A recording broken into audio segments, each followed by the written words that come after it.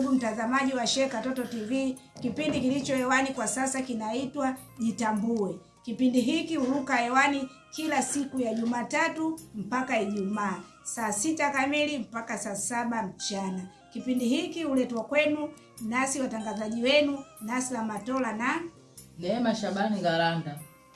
Dada Neema, unajua kuna baadhi ya wazazi hawajitambui. Wazazi hawa hupenda kuwakumbatia watoto bila kujitambua, kwa sababu utakuta mtoto mwingine ana tabia za maovu, yani wizi, udokozi, yani tabia tu za ajabu ajabu, lakini wazazi hupenda kuwakumbatia watoto hata wakiwaambiwa kwamba mwanao kana tukio fulani, upenda kufanya nini, ukataa kabisa, mwanao hawezi kufanya hivyo, yani hana kabisa tabia hizo. Yani kwamba wazazi hao hawajitambui. Mzazi mwezio ukimwona kaja akakwambia kwamba mwanao ana tabia hizi, hebu kama wewe mzazi unajitambua, kaa chini na mwanao muulize, mkanye. Lakini wewe unapozidi kumkumbatia, hata kama ana tabia chafu hawezi kuiacha. Uongo dana? Ni kweli, mambo hayo yapo mengi mitaani. Utaona mtu yani jirani au samaria mwema tu, yule mtoto anamjua au atauliza huyu mtoto anaishi wapi, mbona ana tabia hizi na hizi, tunamuona nazo mtaani anazifanya, wazazi wake je wanajua? Ndio kwanza atakwambia kwamba wazazi wake wapo, ila mara nyingi wazazi wake inaonekana kama ya mambo anayajua, lakini hawataki ile kufuatilia. Sasa mtu anaweza katoka msamaria mwema au jirani mwema, anaenda mpaka kule, anaenda anawapa taarifa. Jamani, taarifa za mtoto wenu mnazo, mambo anayofanya huko mitaani, anafanya 1 2 3. Lakini utakuta kuna wale wazazi ambao wasojitambua wale. Utakuta mkali atakwambia yeye kazi yake kuchunguza watoto wa wenzake tu, yeye kama spy. Yaani yeye spy wa kwa spy watoto wa wenzake, ila yeye watoto wake yeye anazijua tabia za watoto wake, au kazi ya kuchunguza tu watoto wa wenzake. Hasa mtu unayejitambua unaweza ukakaa ukamchunguza kidogo kidogo, kama ana tabia za ajabu ajabu shuleni au mtaani au kwenye yale magenge yale ya maovu, unamchunguza wewe mwenyewe mzazi kama mzazi na mzazi mwezio. Maana pale wazazi uko baba na mama, unakaa unamchunguza, unamwambia bwana wewe, kwa sababu mama ndo mara nyingi tunakaa sana majumbani, bwana mzazi mwenzangu, hapa kuna hili na hili na hili, mtoto wetu ana mambo haya na haya, kwa hiyo mwenzangu tumchunguze. Lakini utakuta mwingine hata kama anakuja kuambiwa karudi mume wake kazini, mwingine mwanaume anarudi usiku, mwingine anarudi usiku hata wa manane, saa 7 saa 6, hajui kitu gani kinachoendelea kwenye watoto wake wanachokifanya mtaani. Kwa hiyo wewe mzazi kama mwanamke inabidi ujitambue kwamba hapa akirudi mwenzangu nimwambie kuna hili na hili na hili mtoto wetu anafanya. Lakini ule mzazi mwingine anakuwa kwamba haji kusema, anaona kama akisema atampunguzia mapenzi kwa mzazi wake mwingine wa kiume. Wewe hilo hujai kuliona hilo Danasa? Kweli kabisa. Kutokana nini? Yaani wazazi sasa sana sisi wa mama. Unajua inatokana nini? Kwamba yani kwamba hili neno nikimwambia babake ile litakuwa kubwa. Litakuwa kubwa vipi wakati wewe mwenyewe ile swala ni kubwa? Utakuta mtoto kama unavyosema, kaja mzazi mwezio, yani mkubwa mwezio kaja kukwambia, bwana mwanao nimemkuta leo ajaenda shule, yuko kule kaka tu chimbo. Lakini sasa wewe baada akija mwanao mkanye, we mwanangu ana tabia hizo. Kila siku mimi akirudi shule hapa ananiletea madaftari yake, yani yana mahudhurio mazuri. Unajua watoto sasa hivi ni wajanja na naibu. Wananukuu yale madaftari wenzake. Anaenda shule afiki, anachukua daftari za mwezie na anajisaishia, anapenda nyekundu anayo. Anajisaishia. Akiona pale mwezie kakosa, na yeye anajikosesha. Na tarehe wanaandika. Yaani vizuri tu. Sasa ukimwona mzazi mwezio, kwa hiyo mzazi unaojitambua, ukimwona mkubwa mwezio kaja kukwambia bwana mwanao mimi namkutaka sehemu fulani, wewe fanya nini? Fuatilia lile swala. Usifikie tu hatua kumlaumu mwezio. Kama mzazi unajitambua, lazima ufanye ufuatilie kwamba mwanangu nimeambiwa shuleni afiki, alafu kila siku madaftari yake anarudi yamefanya nini? Yamesaishwa. Sasa cha muhimu wewe fanya upelelezi. Yaani shule. Ndio hilo ndio upelelezi wenyewe dada. Yaani simwambie, yaani wewe usimwambie yule mwanao kwanza kwa haraka, kwa sababu ukimwambia haraka utamshtua. Wewe asubuhi mwanangu unaenda shule, haya. Sawa mwanangu, utaperudi haya. kama kuna 200 ya kwenda kutumia shule mtoto unampa, akiondoka naye mama jiandae, fuatilia hata kama muda ushaenda kidogo, wewe unaenda hadi kule shule. Muda unajua muda huu anakuwa madarasani. Unaenda shule unakutana na walimu, unafanya unawauliza. Ndio utapata sasa ratiba za wanao. Lakini wazazi tusojitambua tunakuwa wakali. Yani sisi inakuwaje. Lakini nikwambie kwa mzazi anajitambua lazima afuatilie.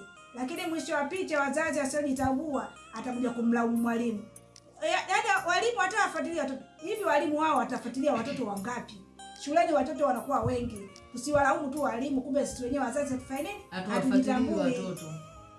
Uongo ndio ni kweli. Utakuta mwingine ndio unampelekea malalamiko majirani humu. Unaenda hadi pale unasalimia. Mimi nimekuta hivi na hivi na hivi. Kwanza ukuta mwingine ndo mdomo wake sio mzuri. Utaondoka huko unapata aibu tena sana. Utajuta kwa nini ulienda kuongea. Lakini mtu mimi naona kama vile mtu kaja kukupa taarifa, wanasema mtoto wa mwenzako ndio wa kwako. Kwa hiyo mtu unajisikia uchungu kwamba mtoto wa mwenzako ana mambo mabaya ambaye yapendezi kwenye jamii. Sengine yule mzazi anakuwa hajui. Hajui. Huyu atakuwa hajui, ngoja niende nikampe nini taarifa. Utakuta kama kuna wale watoto wengine asubuhi wanaenda shuleni haendi. Hii njia ya shule ilipo huku, lakini yeye atatoka anageuza kusini, anaenda kuwafuata wenzake kwanza majumbani. Anawapitia na shuleni anatakiwa ingie saa 12 kamili darasani. Utakuta mwingine darasa la 4, mwingine la 7.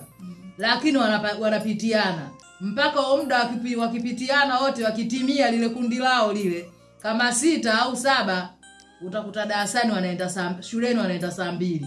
Asejifikirie mpaka hapo saa 2 kweli hiyo una uhakika kweli darasani wanaingia?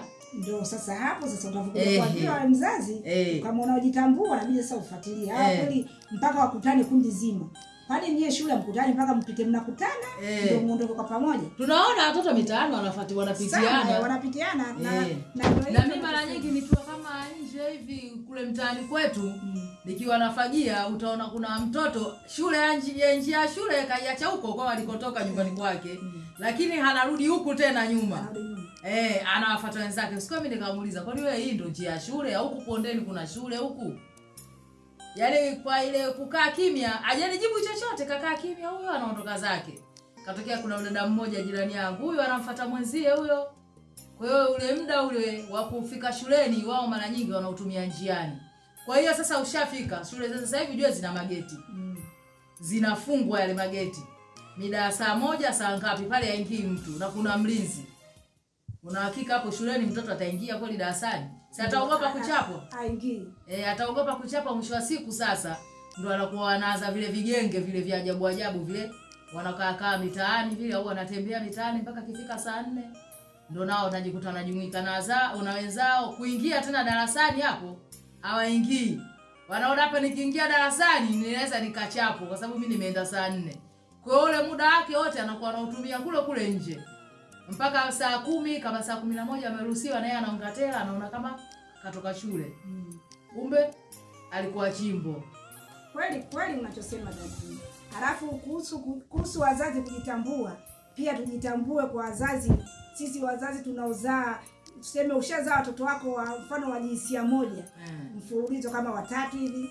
Sasa ukija kuzaa mtoto wa mwisho, yesoma mwisho yani baada ya 3 unakuja kuzaa mtoto mwingine wa kiume, yani jinsia nyingine.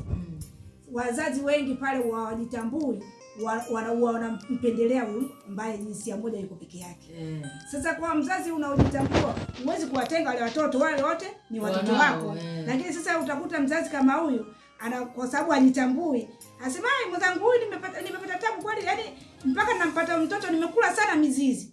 Umekula mizizi kwa sababu mwana wa kiume ndio huyu. Mwana wa kiume ndio huyu. Kwa hiyo pale kama unavyosema hata akiletewa tatizo lolote kwamba mwanao mdokozi, yani pale kwamba mzazi haelewi chochote. Ndio kwanza anakuambia sio kweli. Sio kweli. Mambo haya angeanzia huko ndani. Wengine unajua anzi ndani. Kuna wale wengine ambao wanaanzia ndani, wanadokoa kitu kimoja kidogo. Wengine sasa wanakuwa wanaanzia mitaani. Akiona vitu, nguo zimeanikwa, viatu, mashuka, yeye anakuwa anaiba. anaiba, anajumuika na wenzake, anaenda anauza. Kwa hiyo uwezo ukajua kama ana matendo hayo machafu. Kwa hiyo moja kwa moja wanataka anzie ndani. Unasikia, angeanza ndani, mimi mbona naweka hela zangu achukui? Mbona nguo zetu na hereni siju za gharama, vitu gani vya gharama, simu kubwa kubwa mbona achukui? Kumbe mwingine anakuwa anaogopa kuanzia mle ndani, ila mitaani huko anayafanya machafuko kama kawaida. Kwanza naiba ni yani tunasababishia watoto kutojitambua, kuna madhara makubwa sana. Kwa sababu gani? Mwingine sasa wale watoto kutokana kama hivyo, wale wengine si jinsia nyingine, yule wa jinsia nyingine alikuwa peke yake, wanambea kama yai ile. Utakuta si hasara yule mtoto ni wa kiume, lakini sasa yule mtoto yule atalelewa yule kama yai. Mwisho wa picha yule mtoto hata shule afanye vizuri. Kutokana nini? Yule mtoto asemi chochote, aambii chochote, wala hakanywi. Ukiuliza mtoto huyu, mtoto huyu nimempatia tabu, umepata tabu, wengine umeokota. Kwa hiyo kwa hiyo utakuta sasa mwisho wa picha tunapata madhara sisi wenyewe. Mimi basi kuna mtani kwetu, kuna baadhi ya mama mmoja yamemkuta mambo kama haya. Huyo mama kazaa watoto hao 3. Baada ya kuzaa watoto 3, 2 wa kike, wa kiume huyu mmoja. Basi huyu wa kiume jinsi alivyomlea yani kwamba hamna huyu kama unavyosema jinsi yeye, huyu mwanangu nimempatia shida, huyu mwanangu yuko peke yake. Kwa hiyo kwamba mwachane anachotaka. Afanye anachotaka. Mwisho wa picha sasa katika hivi vibanda vyetu vya ulisi. Ushafahamu? Kwa hiyo yule mama alichofanya anawaambia wale watoto wa kike, hii nyumba hii ya huyu kakaeni kwa sababu mwenzani yuko peke yake. Nyesi mtaolewa. Sasa ile pale unamtafutia shida yule mtoto. Wale wengine hawatolizika. Unajua mioyo ya binadamu iko tofauti tofauti. Kwanza yeye hata wasamini wale wenzake. Wale hawasamini, alafu pia na yeye pia yuko anakuwa tarini. Mioyo ya binadamu iko tofauti. Kuna kutafutana sasa kurogana hapa. Tumkomoe yeye, afe tuone atapata nini. Nilichopita ninachokuambia yani iko ni kweli na naenda kinitokea. Kwanza hata hivyo unaweza ukapoteza mapenzi kwa wale watoto wako wengine. Unaonekana wewe yule ndio unamsamini, wale wengine kama sio wanao. Ni wanao lakini unakuwa uwaiki kabisa. Na kama vitu vya ulisi vya nini, wengine ndio kuna asili yao ya makabila, lakini wengine sio ile makabila, ni tabia zao tu. Anapenda kuwabagua watoto kwamba huyu mwanangu huyu hiki na hiki na hiki, nyinyi si mnaichi. Nyinyi si mtaolewa. Ndio kule sikuto kujitambua. Ataolewa kule, ushasema ataolewa kule kule ameenda kuolewa tu. Hapa ndio akirudi je akiachika. Ona uhakika yule atakaa mpaka anaozeeka kule kwa mumewe. Ndio hilo sasa. Ndio maana ninachokuambia hapo ni madhara makubwa yalitokea. Yule mtoto wa kiume mwisho wa picha akamkosa. Yaani alifariki tu katika mazingira ya kutatanisha. Sasa unajua tena sisi ngozi nyeusi na sisi Waswahili asili. Tunamaliza chini tukapita, sio bure. Dada zake ndio waliomuua. Kuna mtu mwingine tu kutokana nini? Ile yani kutojitambua kwako watu wamepitia huko. Ina maana yeye mwenyewe mwanae ndo katengenezea maadui. Kwa hiyo huko kote kutojitambua. Ungekuwa unajitambua kutoka mapema, yasingetokea haya yote. Kwa sababu si sana hapo hata hao dada zake hawahusiki kabisa. Ila kutokana na ule kutojitambua kwake yule mama, mwingine anatangaza hadi kwenye ile familia zake. Familia yake kwa mume wake na mwenyewe kwa kikeni kwake. Atatangaza mwanangu hiki na hiki na hiki nimemfanyia hiki na hiki, wale sio ataolewa. Hasa pale wewe uweze kujua adui yako nani. Anaweza kawa hata jirani. Mwingine sasa ule mdomo wake unakuwa hapendi kufunga. Muda wote lolote lile analolifanya anaamua kulilopoka. Analilopoka. Kwa hiyo sisi Waswahili wanasema ulimi uumba. Kweli. Inabidi neno unapokaa unapoliongea ufikirie kwanza. Jambo hili ninapoliongea je, nikiliongea ndugu zangu au jamii wanaichukuliaje? Usiwe kila neno unapoliweka kichwani lazima uliongee. Kwani ungeyafanya kimya kimya bila wale kujua ingetokea nini? Ndio hiyo yote kutokujitambua. Kutokujitambua. Wengine watakuta hadi watoto wa kike. Ana watoto wengi wa kiume. Kapata mtoto wake wa kike. Yaani kuna yale malezi yale, anamlea yale malezi. Ambao unaweza kusema huyu mtu mzungu, kumbe Mswahili tu kama mimi. Anakuwa na vile vitendo vile vya ajabu ajabu. Mwingine anakuwa hata zile kazi zile za ndani zile afanyi. Ukiuliza mtoto wa kike yuko peke yake, Yaani wewe mzazi wa kike ndio unakuwa unahangaika, yeye binti ndio utakuta bonge la binti kubwa sengine linasoma sekondari. Kila kitu unataka kumfanyia, kumfulia, kumfanya hivi, kila kitu. Kwa hiyo yule binti vile unavyomtengenezea yale mazingira yale, anaweza akajiamulia akawa anafanya lolote lile. Kweli kabisa, kutoka na nini? Maana wewe sasa si umemjengea mwanangu kwamba huyu mwanangu ile yote kama unavyosema dada, kutojitambua. Nasema huyu mwanangu, wewe jifikirie. Mimi nimeumbwa na Mwenyezi Mungu. Je, nitaishi maisha yote nitakuwa namlea mtoto kama ninavyomlea? Kesho na kesho kutwa wewe Mwenyezi Mungu atakuchukua. Yule mtoto ushamlea ile mwanangu au hajui kazi yoyote. Je, yule mtoto ataishi maisha gani? Kama mtu unajifahamu na unajitambua, huwezi kumlea mtoto kwa staili. Na kwanza wengine wanalea watoto hawajui kama kuna Mwenyezi Mungu ana maamuzi yake. Unamlea yule mtoto kwamba hata wale ndugu zako wewe umweki naye karibu. Kwanza kuna anakuambia mtoto, mimi sipendi wageni, ndugu zako. Wewe je kuona kwenye mitaani mambo hayo. Hapo sana dada Naima anasema utasikia bisa mtoto ajibu. Hawaishi wageni mundani. Kila siku wageni tuwe mama. Una wageni wengi kweli we.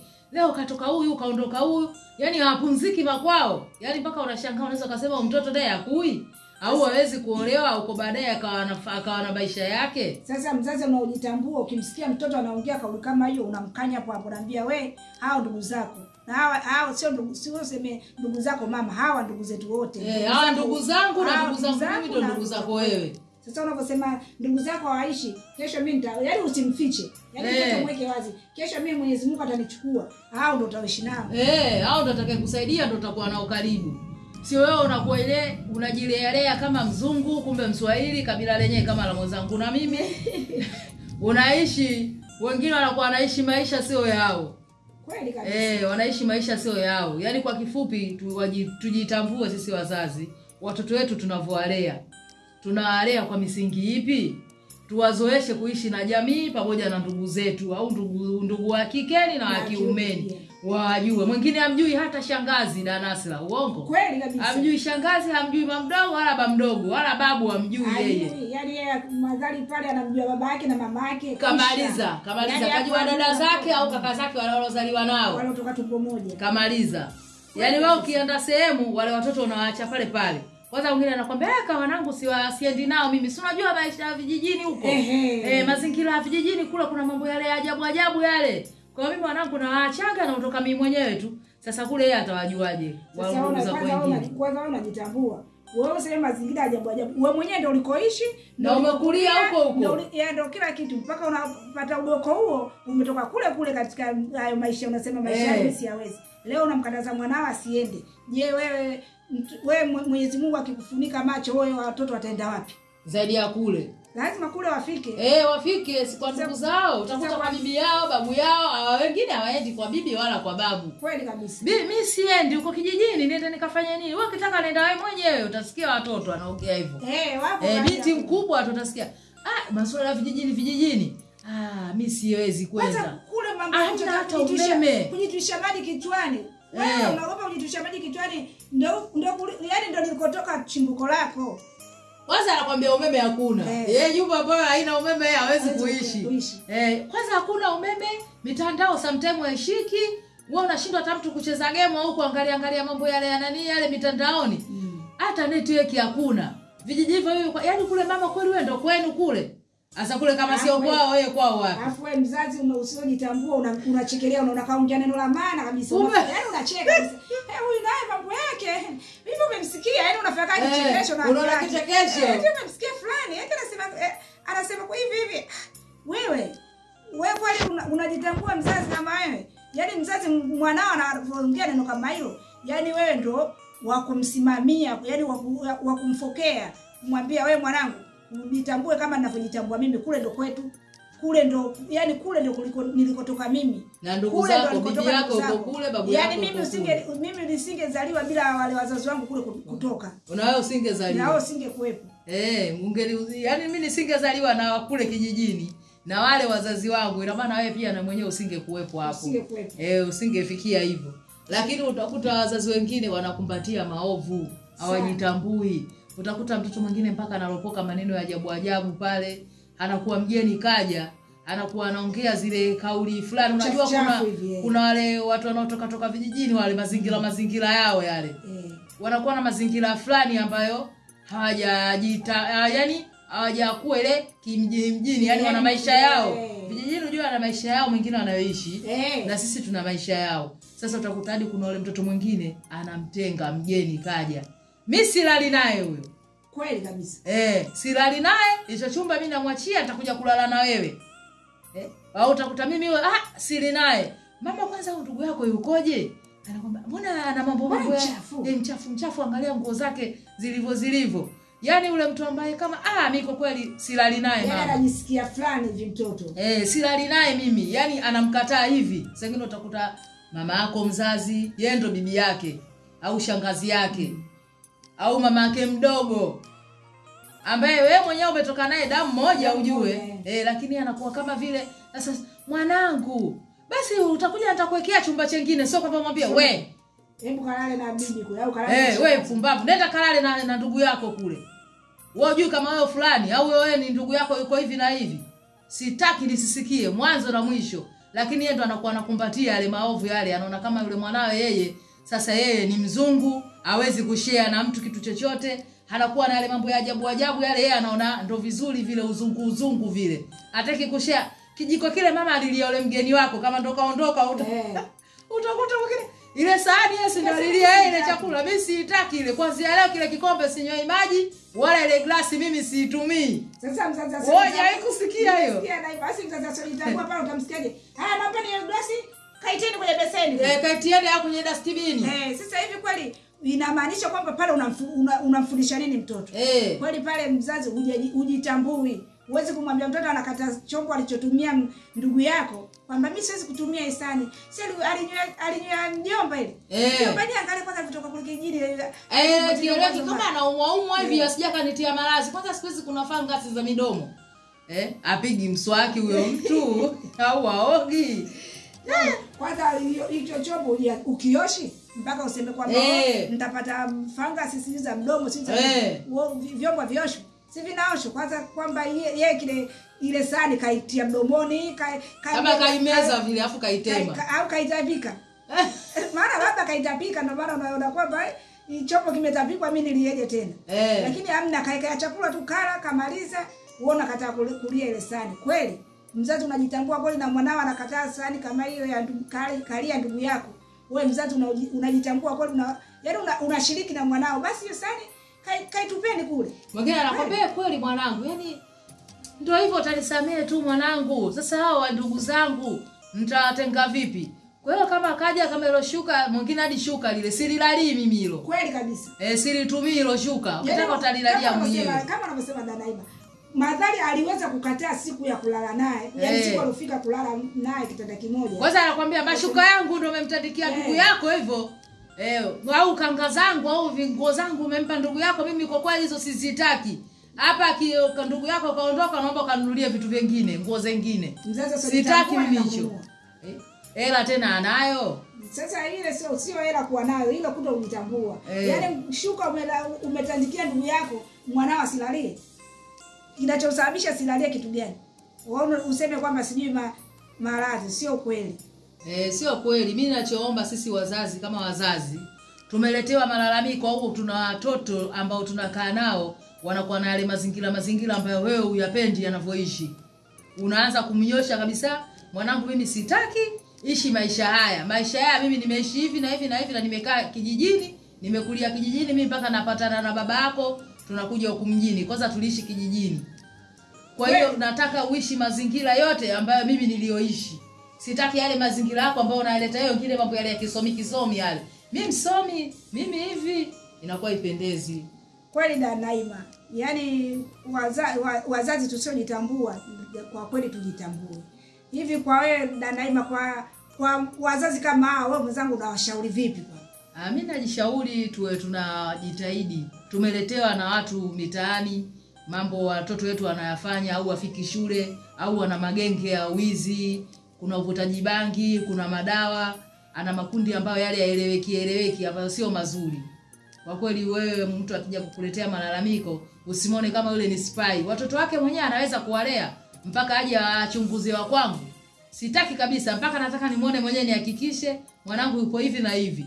Utamuona saa ngapi? Sengine wewe uko busy au umeenda kazini, unajua mwanao huku yuko hivi na hivi. Ngula kuna familia nyingine baba na mama wote wanafanya kazi, hawaishi pale mtaani. Sawa kabisa. Jamani, kwa leo tunaishia hapa. Mimi naungana tu na mwenzangu da Naima. Mzazi kama mzazi unatakiwa ujitambue. Utapoletewa malalamiko kuhusu mtoto, ufuatilia. Mlikuwa nasi watangazaji wenu Nasra Matola na Naima Shabani Galanda. Kwaherini mpaka kesho.